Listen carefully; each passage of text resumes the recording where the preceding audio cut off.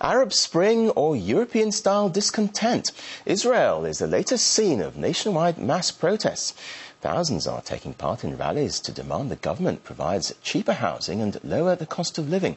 Well, the biggest protest yet, centred in Tel Aviv, is planned for Saturday night. Let's cross live now to Hagai El-Ad, the Executive Director of the Association for Civil Rights in Israel, for more on what's happening. Thank you for joining us here on RT.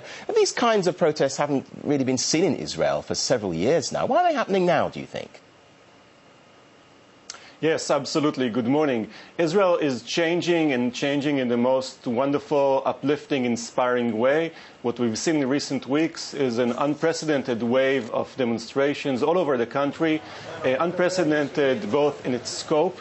Tens of thousands are demonstrating, in the energy and the optimism of the demonstration, and in the content. People are demanding social justice on a broad variety of issues, including housing, but also health, employment, inequalities in society in general. It is very uplifting, very inspiring, and it is only the beginning of a process that is now emerging in Israel. Yes, you say social justice there. Is there a sense that it's a consequence of what people have seen in Arab countries recently? I think absolutely. What has begun in Israel as a very arrogant response to what we've seen in neighboring countries with the question, can Arabs actually do democracy, has actually transformed into an internalization, an inspiration of what we've seen. People are chanting similar slogans on the streets of Beersheba, Tel Aviv, Nazareth, and all over the country, certainly inspired by that sense of people power, that the country belongs to the people, and the people are rejecting the economic disparities and the senseless privatization that we've seen over the last 15 years in this country.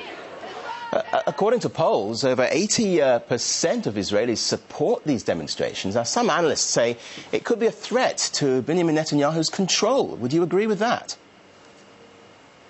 I think that one of the most interesting aspects of the protest so far, it's been its insistence on saying what is wrong with the current reality, but at this stage yet not committing to any specific solutions. It's a very powerful sense of people insisting on staying on course, on stating in the most frank and extensive way, and there's a lot to be upset about, what's wrong in the current way that the country is handled.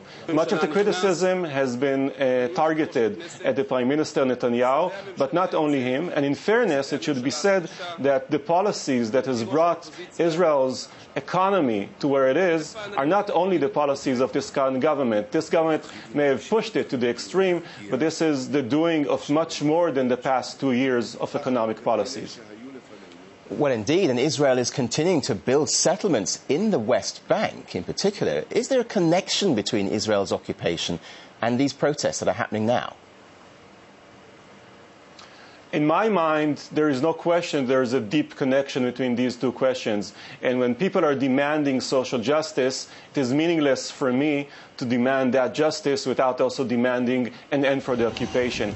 However, in the meantime, the protest has stayed course in being focused on social justice issues within Israel, and it's also gradually evolving into including a larger and larger number of Palestinian Israelis, where much of the disparities in the economy are actually concentrated.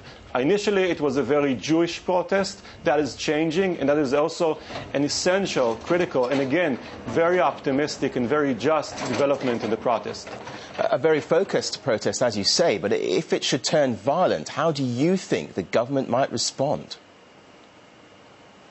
So far, the protest has been very peaceful, very energetic, but also very peaceful. Last Saturday, we saw in Tel Aviv one of the greatest demonstrations the city has seen in years, and certainly the most uplifting demonstration I've participated in my life, with approximately 30,000 participants.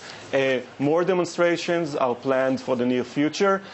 Most of the issues that we've dealt with in recent weeks were those of some municipalities trying to evict some of the tent cities that's been emerging in cities around Israel. But again, so far the protest has been very peaceful, very targeted, and very energetic. Okay, live from Tel Aviv, Mr. Hagai El-Ad, thank you for that.